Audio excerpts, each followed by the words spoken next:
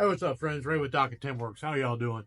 So I just ordered this from Woodturning Wonders, and it is a buffing arbor for your lathe. It's a holdfast brand. They kind of got that Venturi vacuum chucking system that converts your air compressor into a vacuum for vacuum chucking. But see, this has a 3/8 tapped hole for your standard bull buffs and buffing wheels that you would screw in. M33 threads. That's why I went with them. So I don't need an adapter. So it just threads on. And then, I went ahead and picked up the wheels too. What I had was I have the one where it's a 3-in-1 and it kind of sits there in between. It's got a Morse taper and it holds on with your tailstock, but it doesn't have a lot of room. And I got these little buffs just for, I've got a bunch of small bowls that could use a touch-up. Well, this is the first use of this wheel. That'll also get the fibers out of there. We'll just load this Tripoli up. All right, so what I've got my shop mallet. It wasn't really finished very well.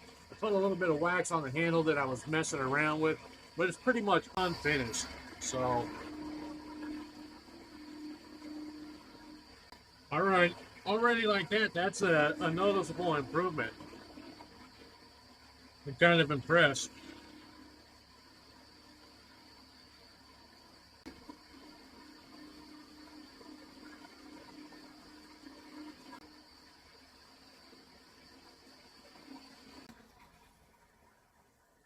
All right, so that's with the Tripoli.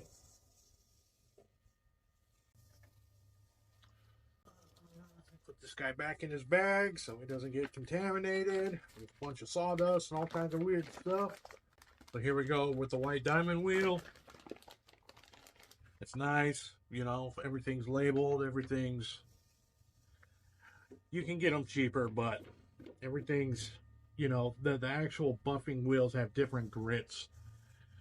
And everything's labeled. Everything just, there are ways to go cheaper, but sometimes it's just easier to buy the real thing and just do it. So this is white diamond. This is the next step of the polishing or the buffing.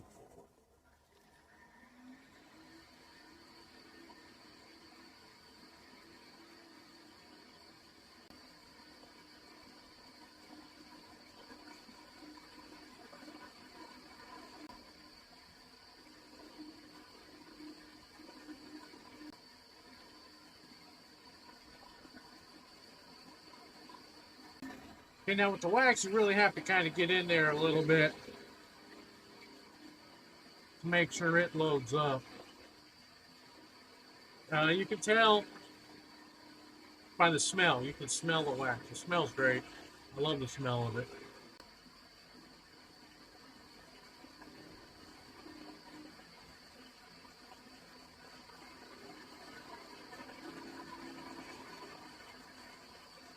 A little bit more.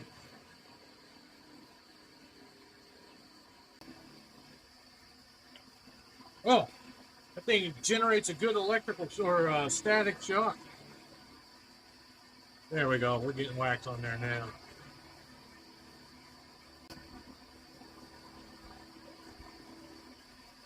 Of course, I got like white diamond powder on me.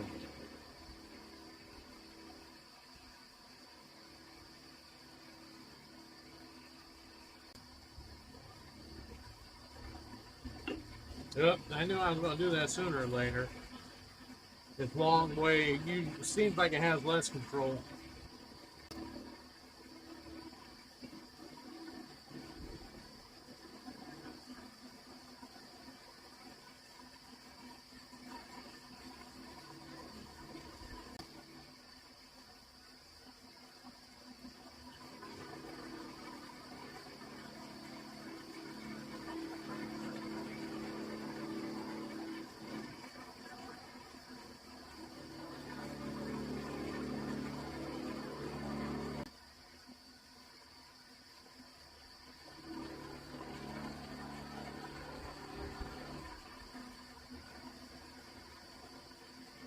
All right, there we have it. It really shined it up a lot from where it was, you know.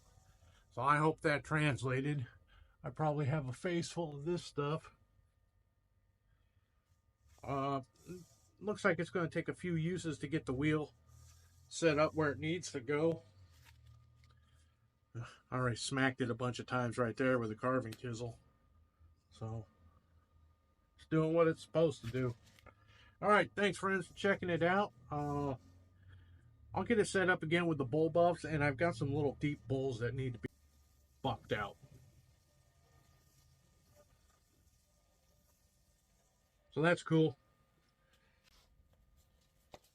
I've got some 8-inch wheels. I need to get, well, I could even put them on these 4-inch wheels if I had to, on these arbors. You know, I could just loosen those up and swap them out.